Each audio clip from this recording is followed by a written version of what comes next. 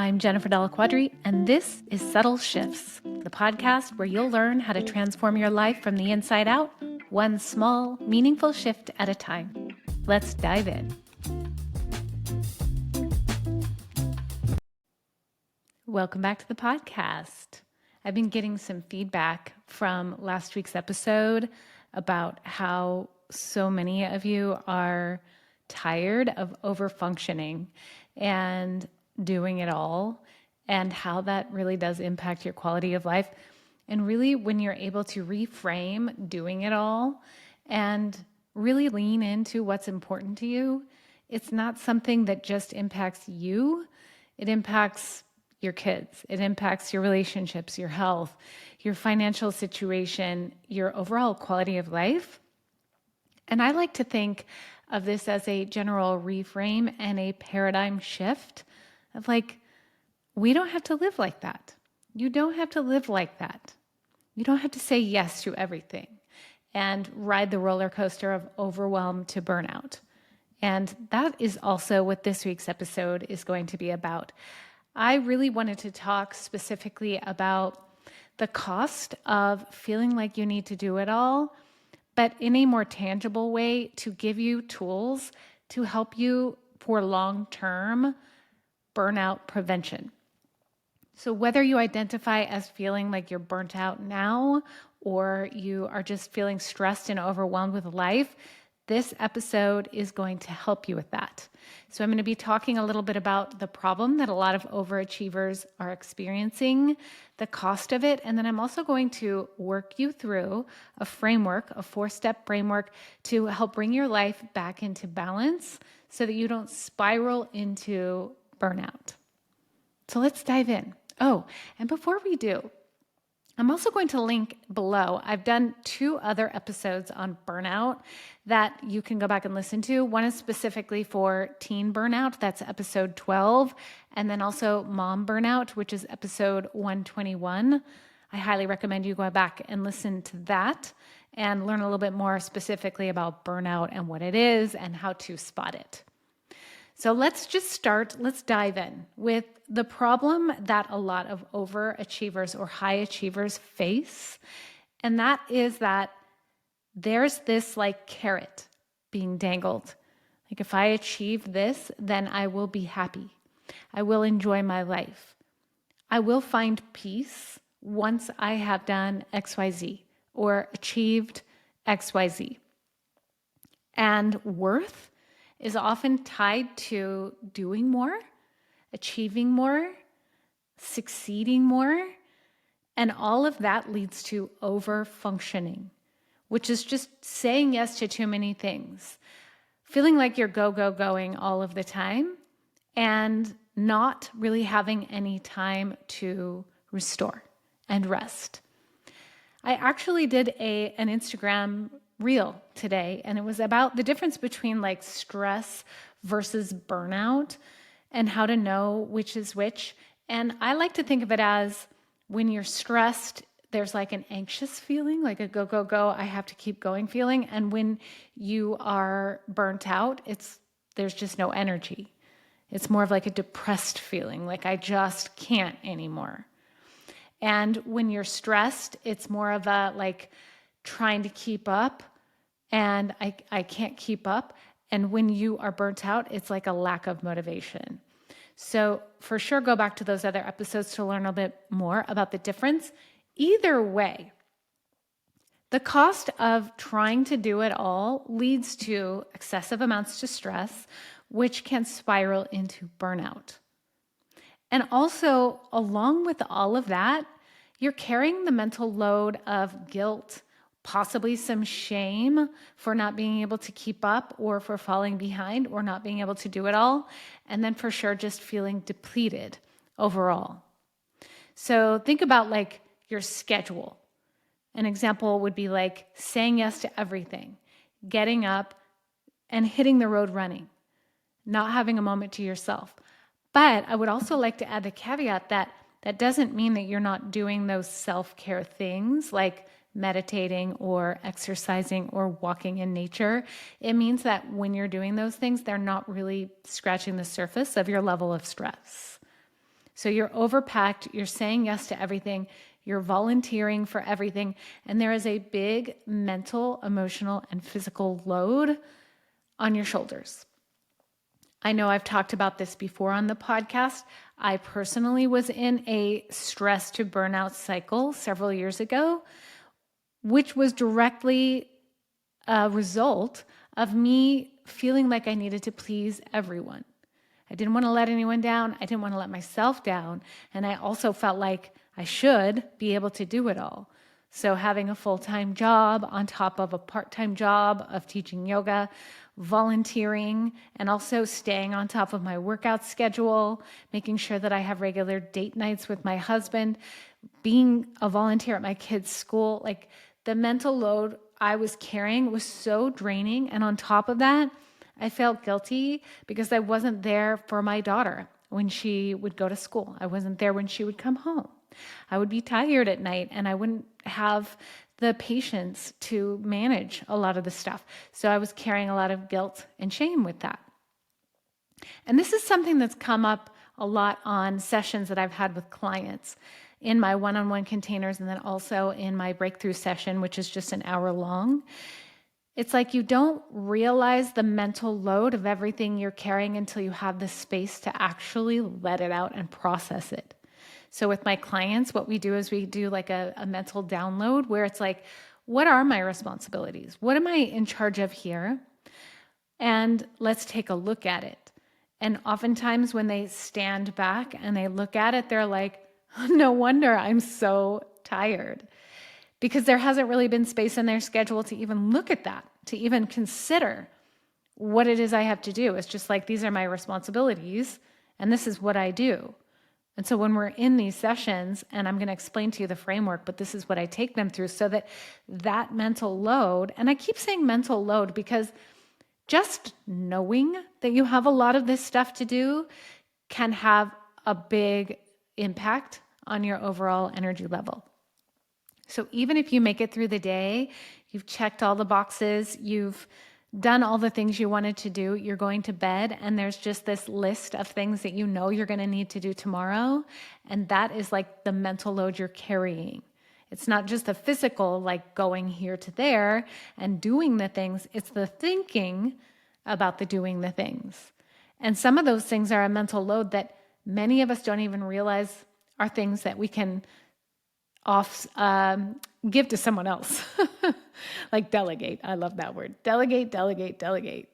So yeah, just having that moment. And that's the thing that happens in my one-on-one sessions with clients. It's like finally having the space to actually take a look at the responsibilities that are building up. So let me dive into the framework. And it's, like I said, it's a 4-part framework. I'm calling it the reset method because that's really what you're doing here. You're hitting the reset button. So it's not as simple as like, I'm just going to go ahead and overhaul my entire schedule because I'm too stressed out. Or I'm going to just go ahead and cut off this part of my life because I don't have time and energy for it. It's very intentional. So the first step is just to notice the mental load. And that's exactly what I was just talking about here.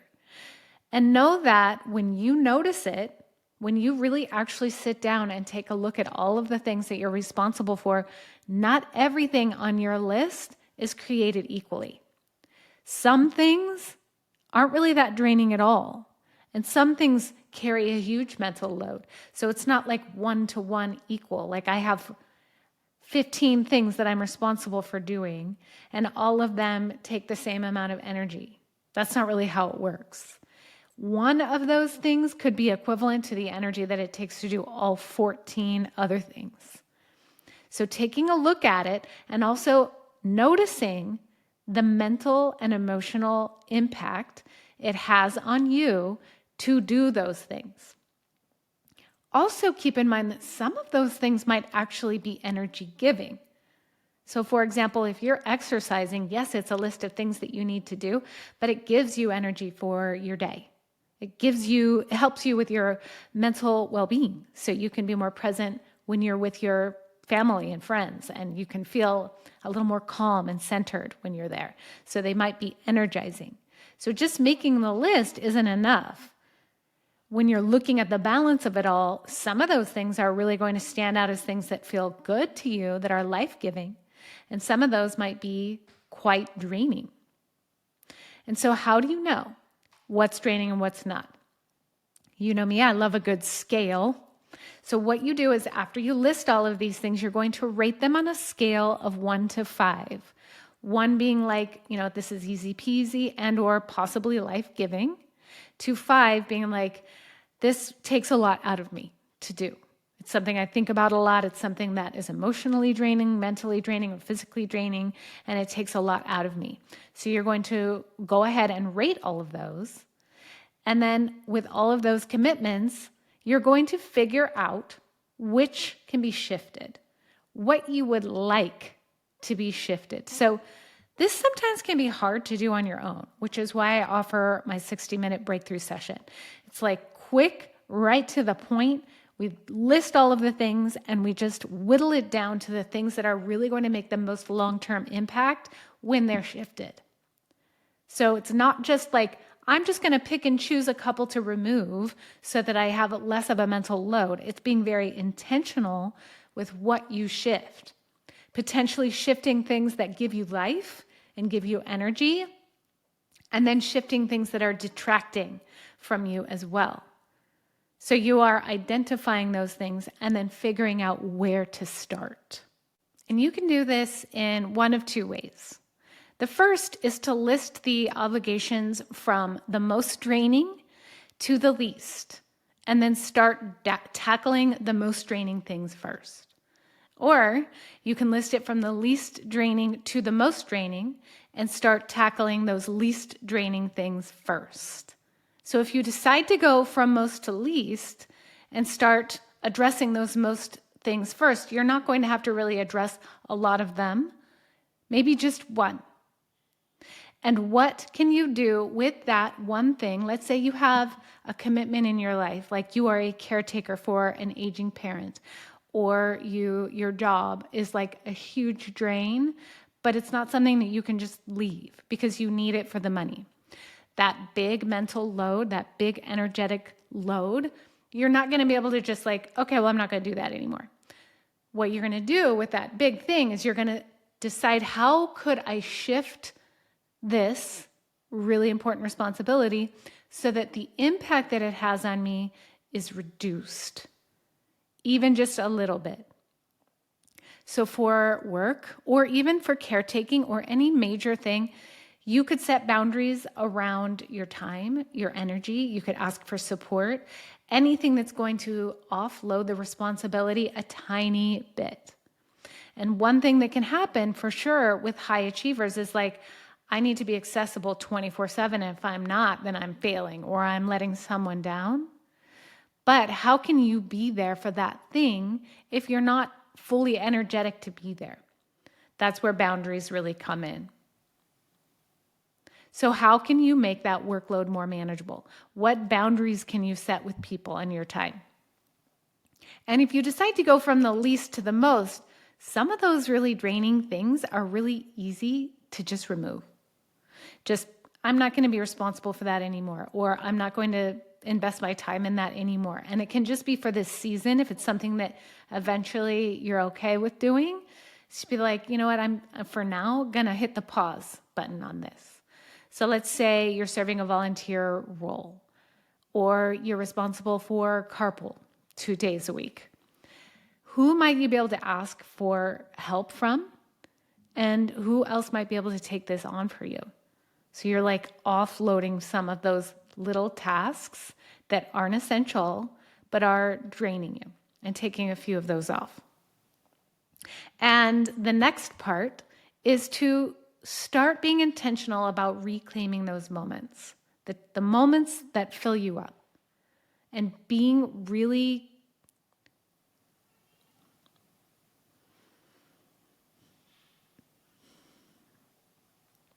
and your boundary setting is really going to come in handy here. Even 10 minutes of scheduled intentional time doing something that fills your cup can move the needle in the direction that you want it to. Or having something to look forward to can really make a big impact, whether it's like a long-term thing that you're looking forward to, or just having knowing that at the end of the day, when you go home, you're going to have an hour to watch a show that you like to watch or work on a hobby for 15 minutes. It's something that you're going to be able to look forward to that can kind of lift your mood throughout the day. But have it on your calendar like you would have any appointment. It's not something that's luxurious to have. It's something that's necessary to have. And you're really being intentional about treating it just as you would any other important obligation that you have on your calendar. So we've talked about the hidden costs of overfunctioning. We've talked about the framework and how to start reclaiming your time and energy. And now it's time for you to take action. And this isn't something that you just come here and you listen and you're like, that's cool. Okay, I'm going to go ahead and do my busy day and then I'll think about that tomorrow. Because then the cycle just continues. I want you to really implement this into your life. So what you're going to do is you're going to decide, when would you like to sit down and look at your priorities, restructure, and make some shifts? Decide that right now. Send a text to someone and go, help me stay accountable to this. Let them know that they're your accountability buddy and that you would like them to be there to help you stay accountable to that. And you can do it too once you start making the shifts, is making sure that you have an accountability buddy. Someone who's there to support you, help you stay committed to the things that you said you wanted to do, because this is all stuff that you want to do.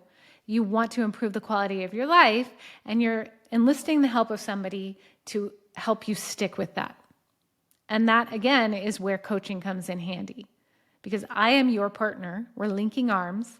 Whether it's an hour breakthrough session where we are just going through this process together so you can walk away with a clear head and start implementing and going, or a deeper dive where we look a little bit more into the mindset and the beliefs that have gotten you into this position of overfunctioning in the first place. So either way, schedule a breakthrough session in the link below, or go ahead and click on the link below to learn more about my one-on-one coaching package if you would like more of a deep dive on that. So thank you once again for tuning in. I'm always so glad that you are here. Feel free to share this episode with somebody who you think could really benefit in knowing more about how to reduce the impact of that mental and emotional load. Someone who's high achieving and could really benefit from this. Make sure you make sure you subscribe so that we can get this information in the hand of more people who really could use this kind of support. So thank you so much for tuning in, and I'll see you next time. Thank you for joining me. If you're ready to take the next step in transforming your life, be sure to subscribe so you'll never miss an episode. And if something resonated with you today, I'd love to hear about it. Share your thoughts, tag me on social media, or leave a review to help others find the podcast. Remember, the smallest shifts can create the biggest transformations. I look forward to hearing from you.